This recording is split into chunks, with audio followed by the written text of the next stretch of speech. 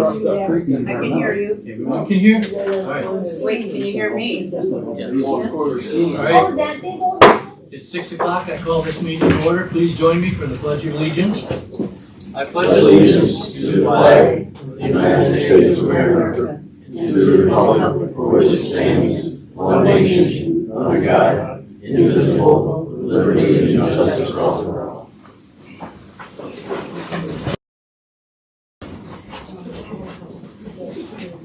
All right, first up is approval of the agenda. Move for the approval of the agenda for 2025. Second. It's been moved in second. Any discussion on the agenda? Hearing none, all those in favor say yes. Yes. Opposed say no. We have an agenda.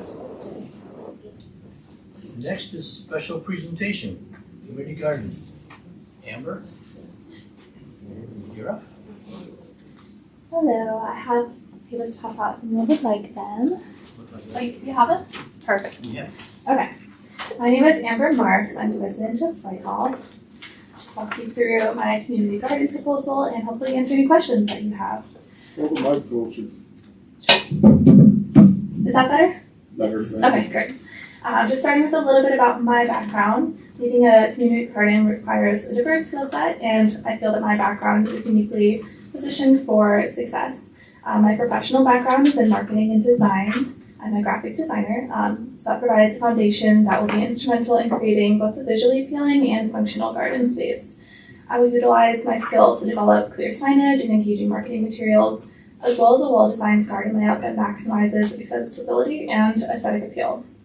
Complementing this, I've spent time working on an organic farm, which has instilled a respectful, sustainable practices and both a practical understanding of a healthy and vibrant garden. I will bring not just the passion for gardening, but also a proven ability to organize, communicate, and execute projects effectively. My goals for this project are to create a shared space that encourages interaction and builds relationship among community members, to provide a local resource that will cultivate nourishing food for the people of Whitehall, and to transform underutilized spaces into biodiverse pockets that will improve local ecology and community well-being. Some community engagement strategies I have listed. Recognizing that past community garden initiatives faced engagement challenges, I propose a proactive and multifaceted approach to ensure sustained participation.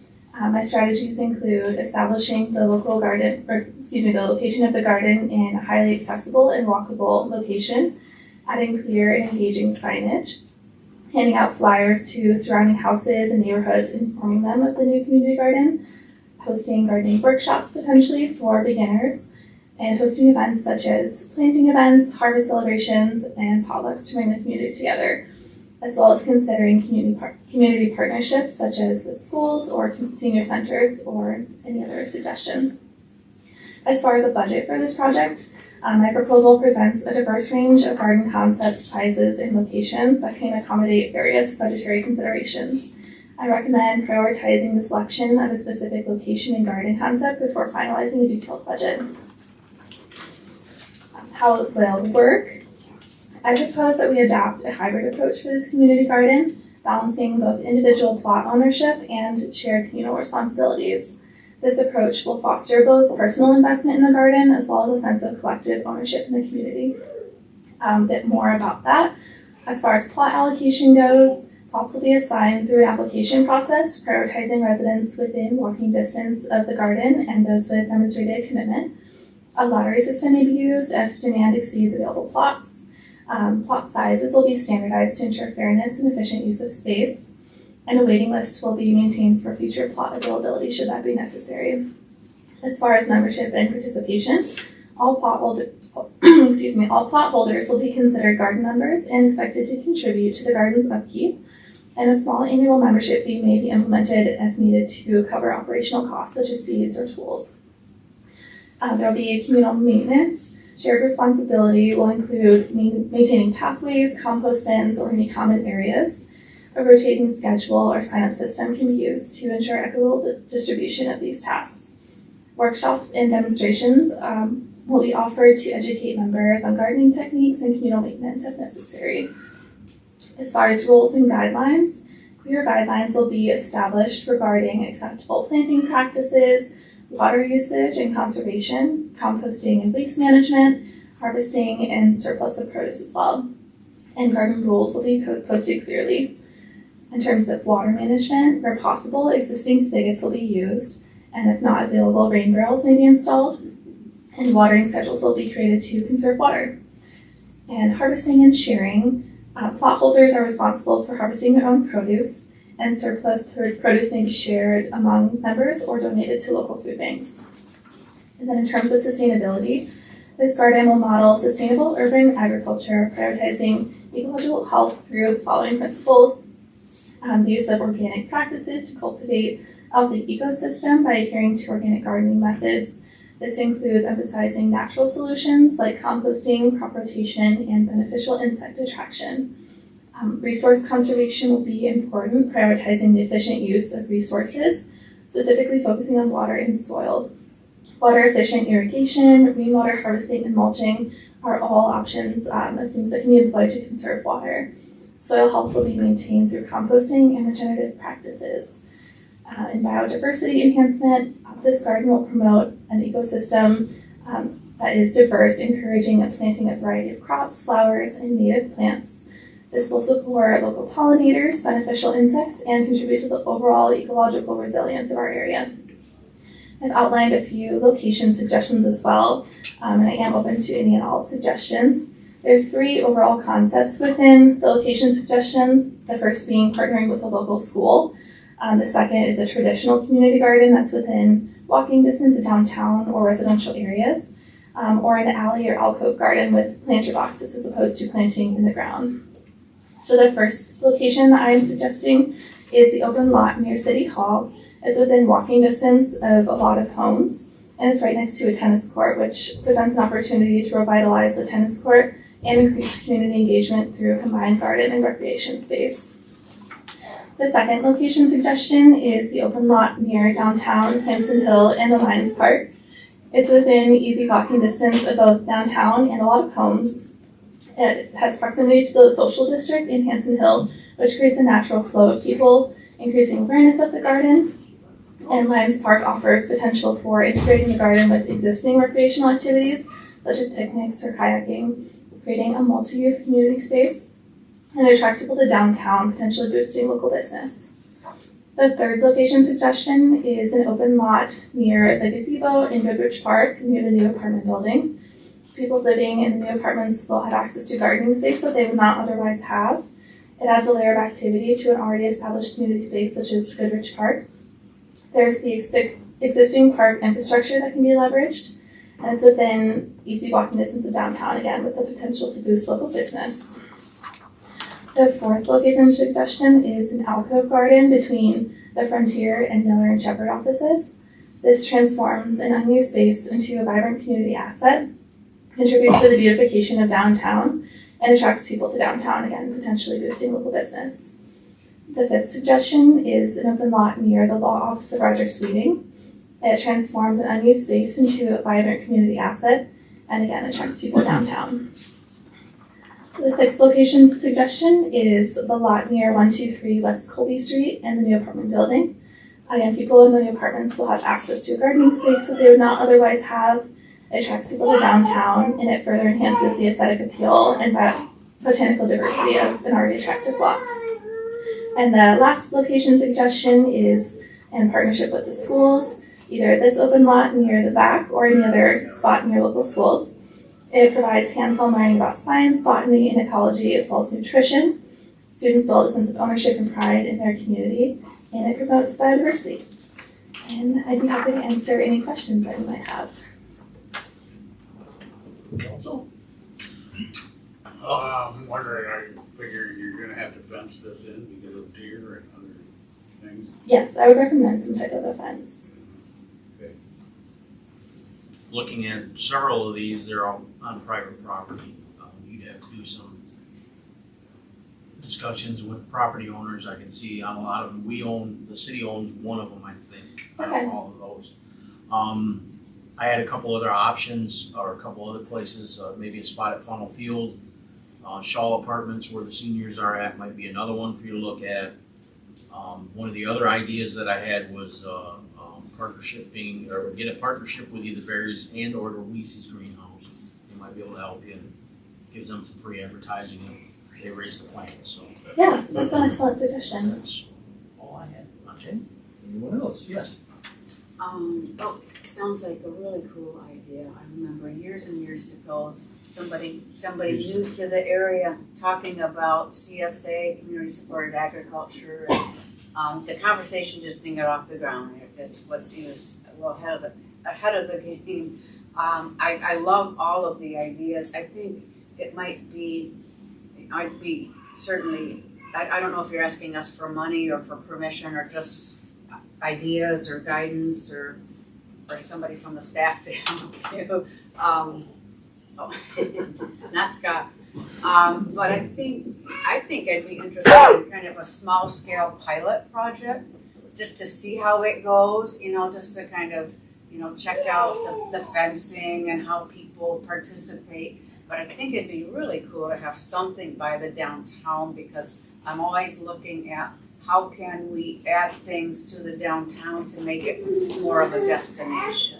Yeah, I agree wholeheartedly. I think a small approach should be a good way to test the waters and see if people are interested, and then potentially expanding to a location like Funnel Field, where there's a lot more space to be able to expand should that be necessary. Well, and then just one more, we do have some farmers like maybe Stu Scholl. Mm-hmm. It might be nice to get a team. Yeah. Some folks who are experienced doing it to kind of work with you. But it's a cool idea and I can tell that you've put a lot of work into it. Thank you, I appreciate that. I love the concept. I've seen it be successful in other communities where I've lived, so it's exciting. How do you see the management of it going? Because it sounds like a lot to keep track of as far as who has the plot, what, all of that stuff. How does that look? Yeah, that's a good question and something I can definitely do a bit more research on and get back to you. I envisioned it being like an online webpage where you can go and apply and see if there's plots available and things like that. But I can again do some more research and get back to you on that. And are you thinking that you will be doing that? I'd be happy to. Okay. I can do that, yeah. The other one, we do have the Dirt Daubers gardening group around too. They might be able to help. Great idea. Or give her some It sounds like ideas. a lot for one person. That's why. Yeah. Yeah, it would be nice to have a team or a collaboration of some sort. Anyone else? I think, go ahead. My only input is that I think it would be next door here at the tennis court. The tennis court, I believe, is beyond repair, beyond using. Just rip it up and use that would be my suggestion. Yeah, I'm open to that as well. Or do a plan of boxes or something like that and put it on top of the old pavement.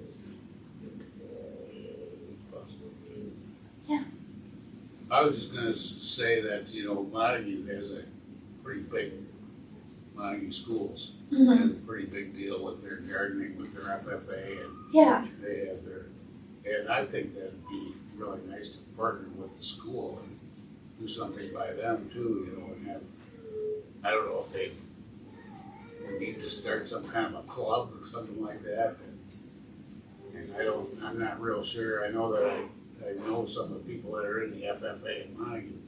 I don't know if the FFA could be involved or whatever, but I think it's a real good idea to partner with the school and do something. I can't do more than one.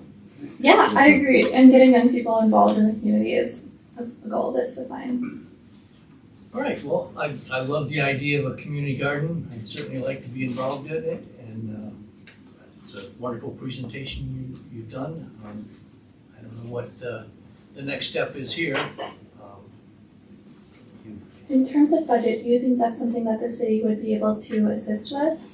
Well, we have budget talks coming up, and it's, this is the council that decides where the dollars go, so. Okay. Just some kind of an idea of how much would be required, or, I know it's hard to say at this point because you don't know where you'd go or how big it would be. Yeah, I think it varies greatly between the options that I presented. Obviously, supplies with planter boxes. It's going to be a little bit more expensive than just planting directly in the ground. Both options will probably have a fence to protect from deer.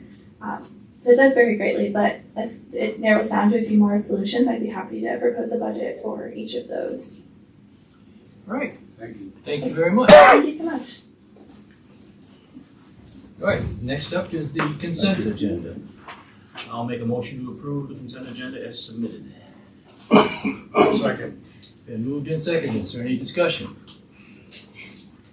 I have a question pertaining to the accounts payable. And that is, the water meter transceivers. Can you give us a page? Page.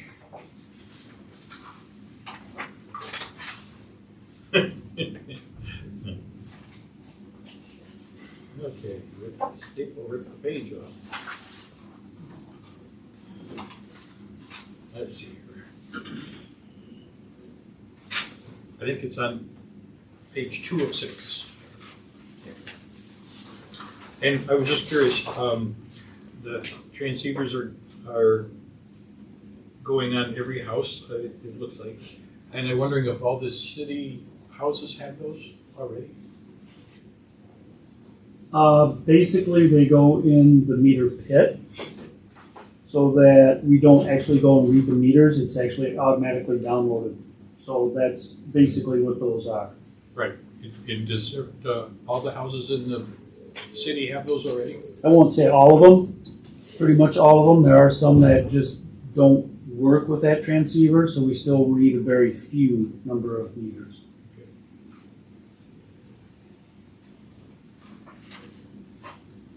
Anything else? I just have a question with respect to the, thank you from the Great Lakes Cities Initiative. Is this in here? So last time we got a note on our desk and then council didn't have a discussion at all about it. And then now we're members and the mayor went to Washington DC. I just want to make sure that this is not, now there's a thank you, which is nice, and an invitation to another meeting. I just want to make sure that silence on it isn't taken as approval to be represented by the mayor at the place. We didn't have a single discussion about the situation. I just want to make sure that if that's the intent with this, to send the mayor to another meeting, we need to have a discussion. I'm just asking, is your intent to go? I am not available for that meeting. Well, that's not my question, but thank you for I that. have no intention of going to that meeting. Well, that's why I'm asking the question. Yeah, thank you. Thank you for clarifying. Is that, how many a year do they have of those, do you know? They have one annual meeting a year that I'm aware of. The membership in the Great Lakes and St. Lawrence, and I'll stop there because it's a lengthier title, is basically it's a city membership, much like Mission Municipal. Right. And I think that there was an opportunity, kind of last minute. The membership is free this year. They offered that as an enticement for the city to join in the future and actually give us time to see if it's of value to the city. And it was kind of a last minute thing where they were looking for a representative from the city.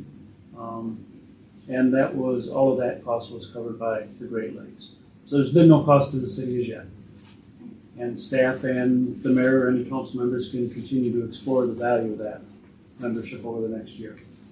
There were, if I remember right, there was only 2 other mayors there, or cities represented. Why was Those were the Michigan mayors. Right. There were mayors from Michigan, Indiana, Illinois, Ohio, and the various Canadian provinces. Okay. There were over 40 mayors. It's got quite a big membership. Yes, they have a lot. Can I add a comment? Yes. I remember when that was established a number of years ago, and it is a good organization because it brings, because of the breadth of bringing together the different size cities for that, but also we're all in the Great Lakes, and to have that focus, I think, is important. So I've always known it to be a very good organization. And they recently established a organization to cover the Mississippi River watershed, and their focus is on the pollution, specifically plastic pollution that comes down the river. So that's their focus. All right, so any other discussion on the consent agenda? All those in favor say yes. Yes. Opposed say no. Consent agenda is approved. Next is messages. City manager, do you have any messages for us? I do not this evening, Your Honor. Okay. Jeff, you're next. Nothing tonight, Your Honor. Okay. Scott? I have a question for Scott. Shipping containers. We've established that they're not allowed for residential. Are they allowed for businesses? They're not prohibited in businesses. I know the Planning Commission approved a couple already.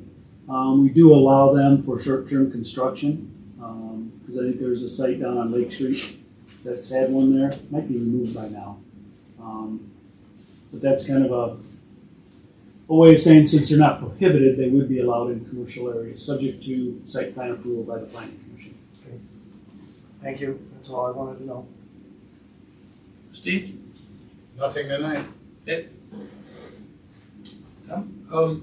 Yeah, I just, two things, I guess. One is that we have the budgeting process coming up. In last year, there wasn't very much time between looking at the first budget and being able to take it in and make comments or suggestions or whatever. So I'm hoping that this year we'll have at least another 2-week period for dealing with the budget, so we have a little more time to think on it. The other thing that I mentioned is that CJ Van Buren is here today, and we spoke earlier, I guess it was last week for a while, and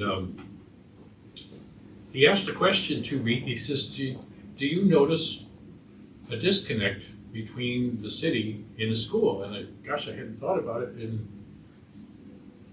I said, now that you mention it, I think I do. I don't see much going on between the school and the city, and I invited him if he wanted to come here and talk sometime about that, and I think it would be good to hear something more from the school than we typically have. As I've mentioned in the past, I sit on the Accommodations Tax Advisory Committee for the county, and the Visit Muskegon group is working on their strategic plan for travel and tourism for the area.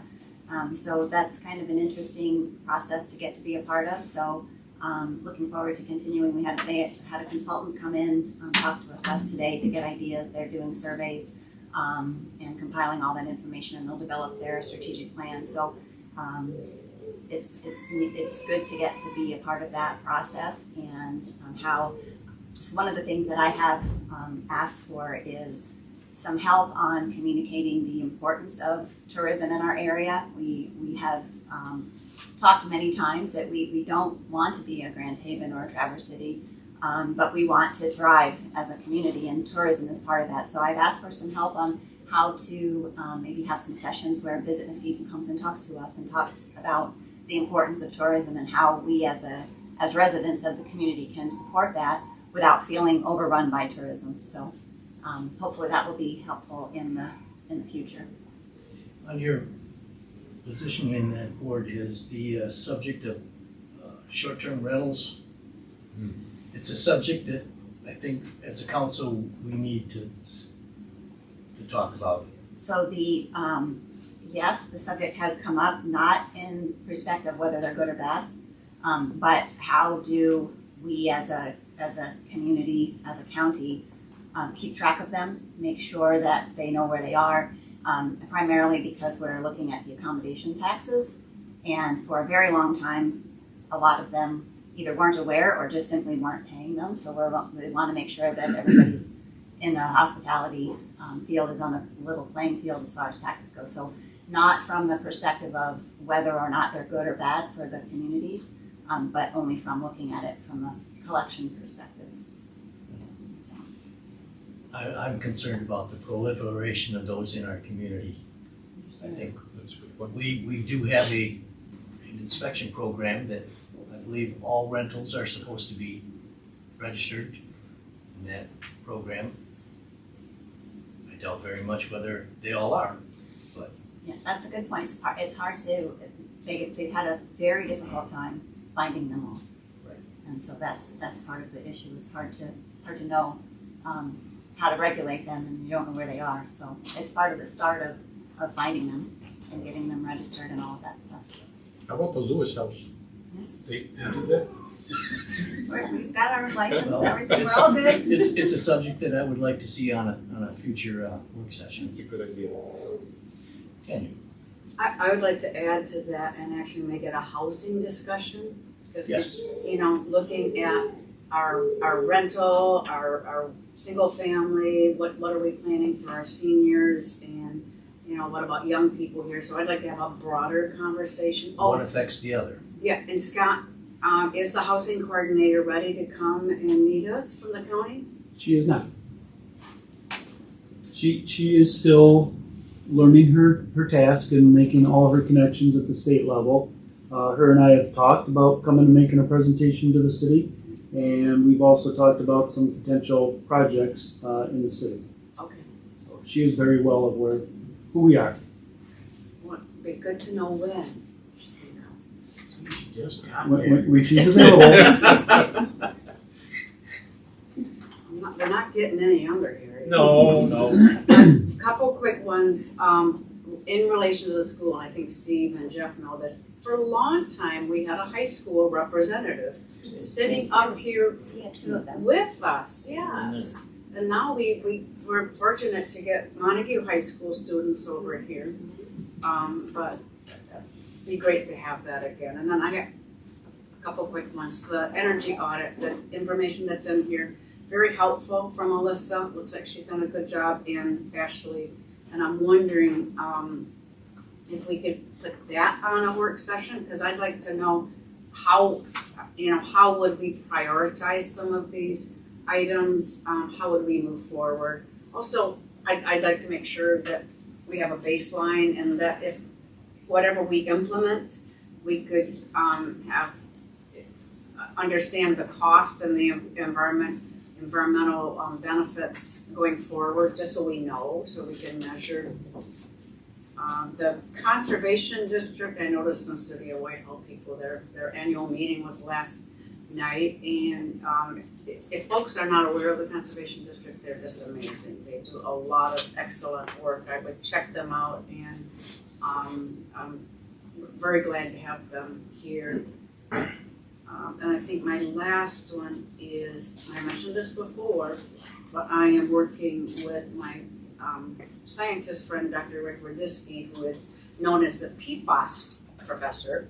PFAS is a group of chemicals that we're finding all over the place. And we are, in my work role, we are hosting a PFAS task force kickoff this Thursday at 6 o'clock at the Annis Water Resources Institute. It's open to everybody. It'd be nice to have somebody from the City of Whitehall, Scott, because we do have one site. Muskegon County has the most on the lake shore, which makes sense. We're a manufacturing community, so, and it's likely there are going to be more.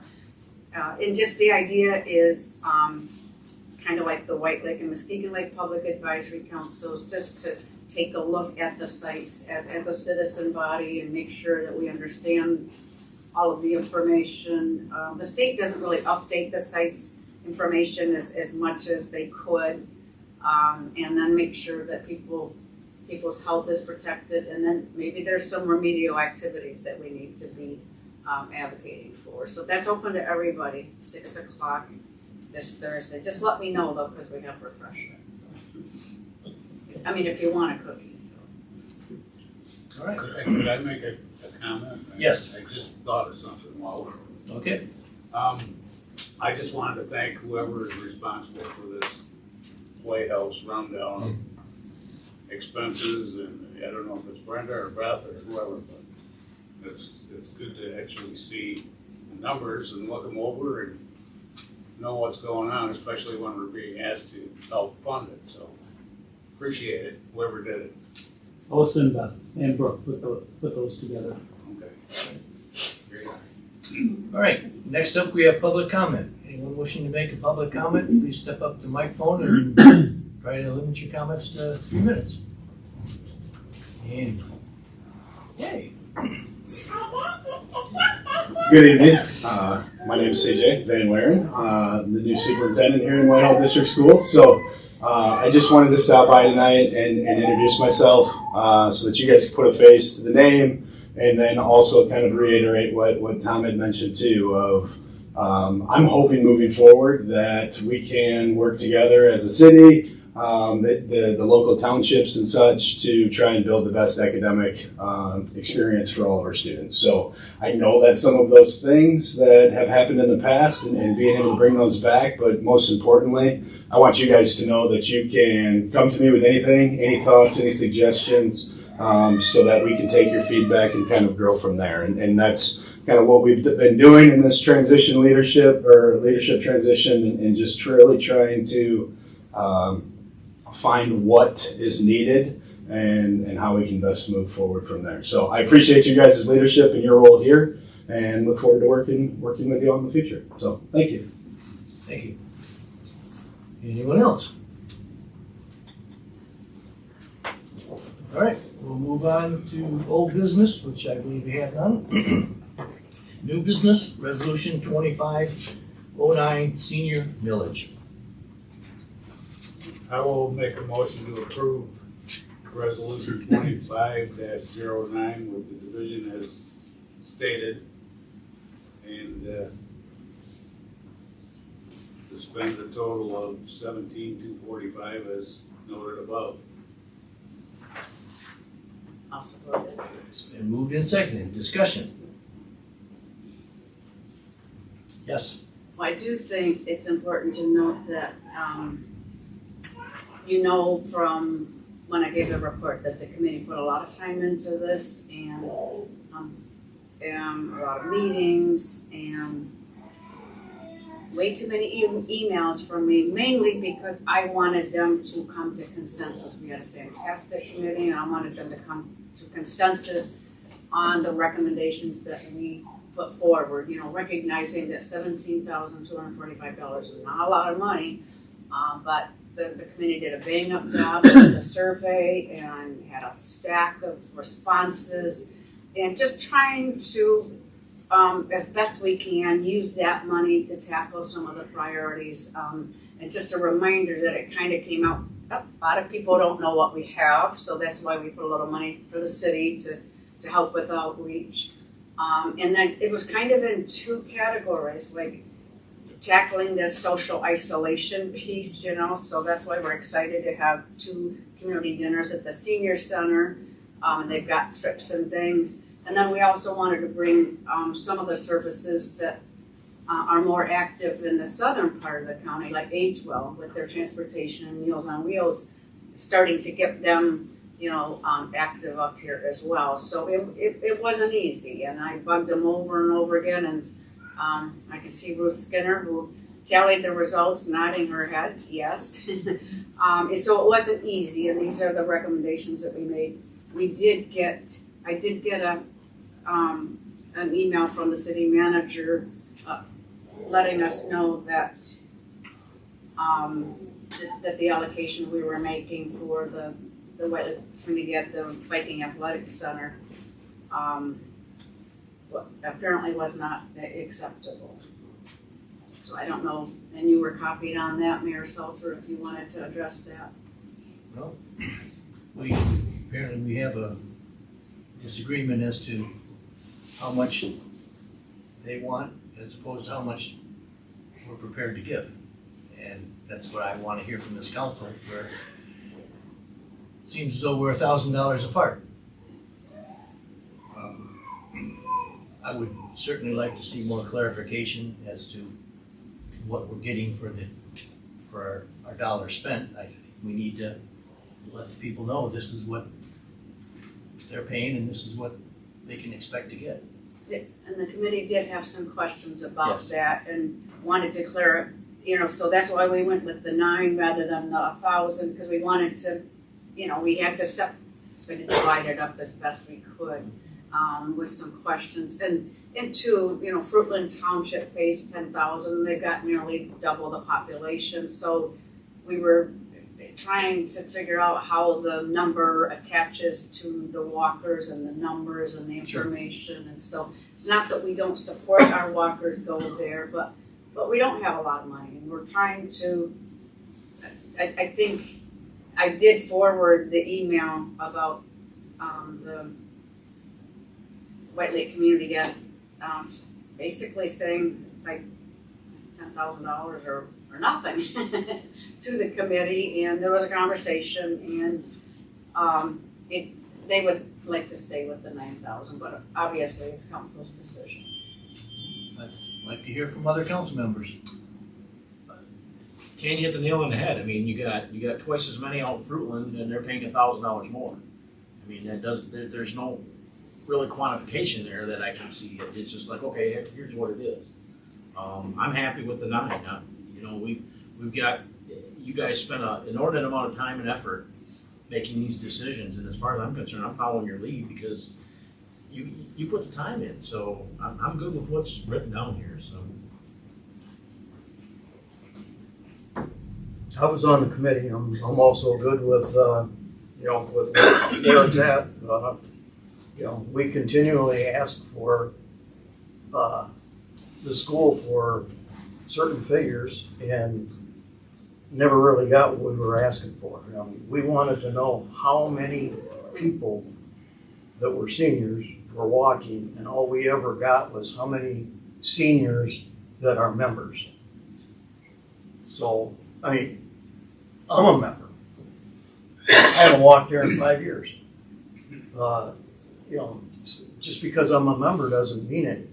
I'm a member, I walk there most every day. Yeah, and I know a lot of other people that are the same way. But all I'm saying is we asked for numbers of walkers. You want to see usage? And and we didn't get what we asked for. All we got was how many people that are seniors were registered. We did get some numbers, but I still think at least it was confusing to me, Scott. We did get some numbers on usage, but we still had some questions, I think, about how I think the number felt a little arbitrary. I don't know, maybe I'm putting words in the committee's mouth, but And this is an annual thing, so I mean, next year, they come to us with more information, make a better decision, or a more informed decision at least, so. As far as I'm concerned. Well, right now I hear 3. We need to call for a vote. Call for a vote. Is there any further discussion? Hearing none, roll call please. Sittenfeld, Yes. Lala, yes. Hillebrand, Yes. Zemer, Yes. Holmstrom, Yes. Brown, Yes. and Salter. Yes. By that vote, do we understand what that means? That our seniors will not be covered to walk.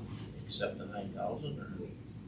But to me, it's either you accept the 9,000 or you try to figure out a different way to pay for it. I want everyone to be aware of what the vote means. I guess what we're doing is we're throwing it back to the school and saying, this is it.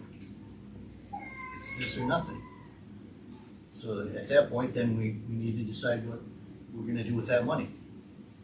And we need to hear from the school about whether they're gonna accept 9,000 or not. All right. Next up is Resolution 2510, consultant search. Make a motion to approve resolution 2510, search for a consultant.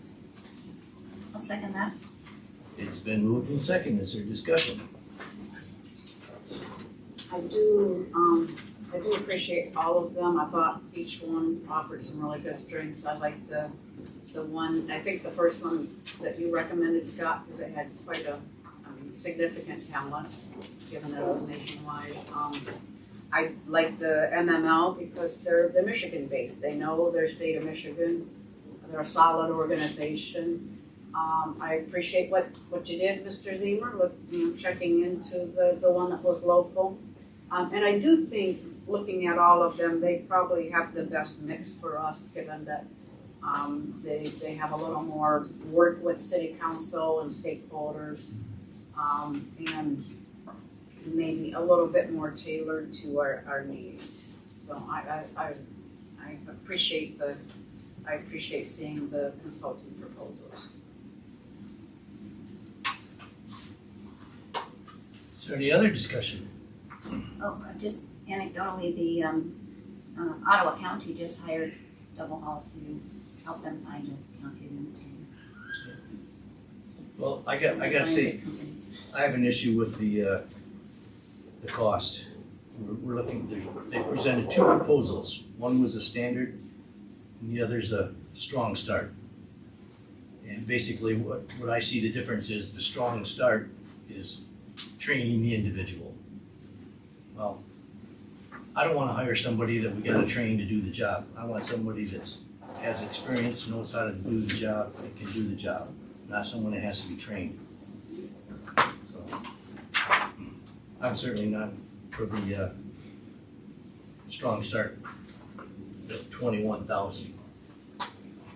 21,495 versus 15,495. Looks like there's a $4,000 to train an individual that should be hired, that's already trained and capable. The way that I saw that is it's kind of insurance that that this new person coming in, I don't know if it's so much training as it is how to manipulate, how to work into all the different people involved and make sure that it's a smooth transition. The place out of Texas, I believe, also offered something similar to that, if I'm not mistaken. And when I talked with the other cities, with Pentwater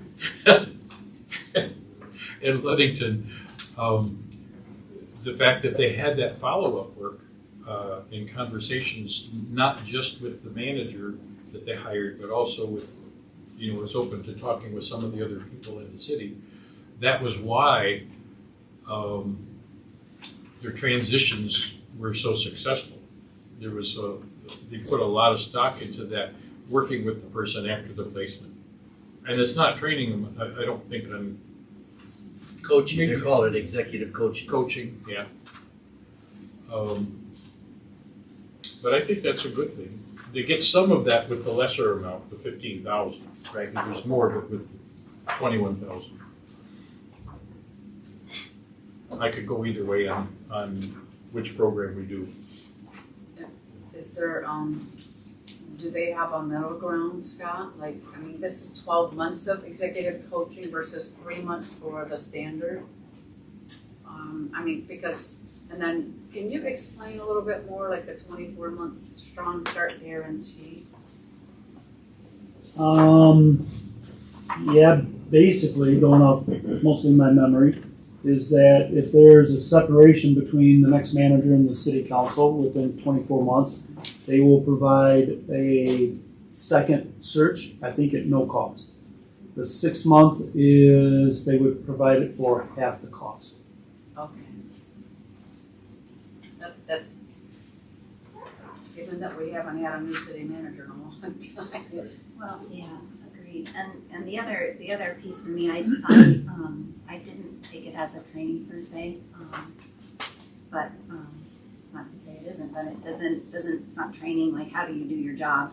Because you're right, somebody should come in and know how to do that. But the support as far as relationships among the community and the council, and how to transition into, we've talked about potentially adding performance reviews. I mean, there's a lot of support there that is valuable after the hiring, just to help transition with relationships. So I felt like I feel like it's a strong start. Because, so I am in favor of the additional funding to support that piece, and the 2-year timing for the guarantee is kind of unheard of. I think it's a year usually is a good one, but to have 2 years I think it's a value.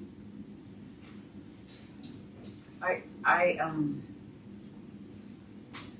think on paper it looks almost like they're close enough. Why would we spend that more money? But ideally, we're not going to be changing city managers too much. You know what I mean? You hope. We haven't. We haven't, but you hope. We haven't, and hopefully we won't. But I think this would help, maybe helping us, maintain some level of stability. I still like to understand why we're changing city managers. That's not the motion on the table. I know it's not the motion, but it needs to be discussed. I'd like to get back to the motion. I think we owe it to this community. Why we're doing this. I didn't take anything that I read in there that they were, the difference in cost had anything to do with training the person. We're not gonna select a candidate that isn't already trained to do the job. So, all they're doing is backing up, their selection process with a guarantee, basically. So, I think it's money well spent. They are offering 12 months of executive coaching in addition to the guarantee. Two separate things. I know what it's like just in the corporate world to start a new job and starting to learn the people that you're working with and the different aspects that you may not have been aware of or something. And I have to believe it's worse with the city manager, where you've got you're dealing with the different departments and the people in the different departments and the community who want to pull you this way and that way. And to me, if you can remember back how to when you started, Scott, that probably was a pretty scary deal, wasn't it? I wouldn't say scary, but certainly a lot of new challenges Yeah. and a lot of learning and yeah. I mean, there were times when I could have used some outside help, and I think there's value in that. There is, and not to put anything, negative on that. I think the executive coaching is a good idea, particularly in West Michigan and especially in Muskegon County. The city managers and the county administrator are a very strong group and very supportive of each other. They have been for 20 plus years. So there is that group to lean on. MML used to have, the Michigan Managers Association used to have, called them range riders. Some of the more experienced retired managers, if you're having a problem or just needed a cup of coffee and chat things out, they were always available. So there's still that network out there to make it less scary. Right. The thing I look at with that 2-year guarantee, I mean, let's face it, we're not the biggest fish in the sea as far as stepping stones, et cetera, and that's one of my concerns. You get somebody in here and all of a sudden somebody bigger fish with more money decides to gobble them up within a 2-year process. That, as far as I'm concerned, is a pretty good net, a safety net, I would call it, I guess. I like the guarantee. I'll say that. To me, you're hiring somebody and over the long term, $4,000 extra seems like a small amount to pay to make sure we get the right one. Although hopefully we can learn enough about each one that once we get narrowed down to 3 or however many we get it down to, that we can pick what appears to be the right one, but I still like this guarantee because of like Councilman Holmes said, you know, there are a lot of places around probably that are gonna be more lucrative than Whitehall, very possibly. And I don't know. But I like the guarantee part, so. All right. There's not any further discussion. Roll call, please. Brown, Yes. Hildebrand, Yes. Kabala, Yes. Sicknick, Yes. Holmstrom, Yes. Zemer, Yes. Salter. I'm gonna vote yes, not because I believe it's the right decision, but because I believe it's the way that the council should all be unanimous.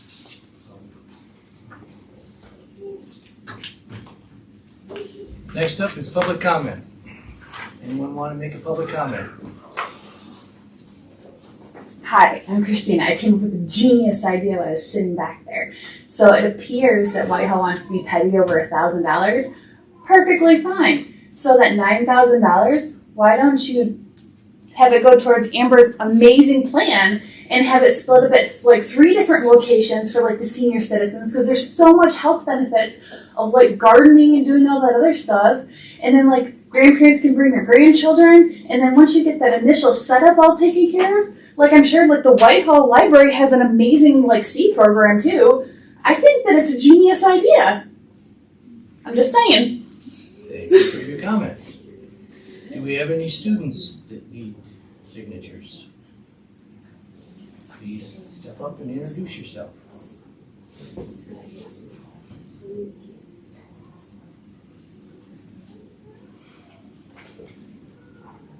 Hi, I'm Reed Bowman. I just need 2 signatures for my government class. All right, we'll sign your papers after the meeting's concluded. Thank you. Anyone else? Public comment? Well, you touched on it earlier, but I was wondering, you brought up the tourism and Lewis House, obviously, and Maple Motel. They're all, I think it's even still called that. They're licensed, right? And you talked about, oh, by the way, I'm D. Jessic, sorry. Talked about, do we have short-term rentals? Like Airbnb, is that what you were talking about? Airbnbs and VRBOs and those kinds of things for short-term? So is there a ruling, someplace you can look up to say, oh, I want to buy that house over there and renovate it and make it an Airbnb? Like some communities have, we can only have this many. Other communities have nothing. Do we have anything that says we can have 100 or we can have 1,000 VRBOs or Airbnbs? Do we have anything like that? We do not have a limit that I'm aware of. We have a registry that anyone that is in the rental business is required to be on. And my concern is that the balance is tipping to where we're having too many rentals, that it's hurting the regular housing stock. That's what So I would like to see that limited. I would like to see it limited as well. And I didn't know if we had any kind of a limit, That's for this council to work on. Thank you. I was just wondering, I didn't know if there was a place, I'm not buying a house to rent. I was just asking if there is such a limit that I could go in and say, oh, look, I can buy a house over there. I'm not, but I'm just a question. Thank you for your comments. Good evening, Kathy West. I live in Whitehall. I want to make a comment about not allowing the $1,000 for the senior center, for access to the senior center. I use both, for the VAC. I use the senior center and I use the VAC. And just because some people don't use it in 5 years doesn't mean that there won't be people coming here who will use it. We are growing this community. We talk about having coming people here. I don't know what the politics are around. They charge $10,000. I mean, I don't get to go places and buy stuff and say, I don't want to pay what you're asking for the price. And I just encourage you all to find $1,000. Because I have a lot of friends who won't go to the back and walk with me because they have to pay. They live in places where it's not included. They don't have the tab that we have. What is the cost per day if you're not a, I don't know because I live here. I just go in and wind my thing and go in and use it when I want. There are people there all the time playing pickleball and working in the gym and walking and, I run into a lot of people there. So $1,000 for how many people who do use it? I don't know. That's just I hope you will pursue that. Thank you. Going off of her previous comment, I'm obviously not a senior citizen, but the cost to using the back has prohibited me and my family from being able to use it. So I would be also in favor of giving money to be able to do so. Thank you. Can I say something again? Yes. Thank you. All right, it's me again, Christina. I just want to say we can't use the back center because it's not affordable. So I understand the whole senior citizen thing, but I'm just talking about as a regular community member, it's not affordable. The garden center, I still think is a genius idea. And I would love if the city could fund the use of the back center for all our residents. It's something I would certainly like the council to look at when we're considering our budget this year and speak with the school system. I think it's a good thing for the school and it's a good thing for the community. So, with that, if there's no further discussions, thank you all for coming. We'd like to hear what you have to say. We're adjourned.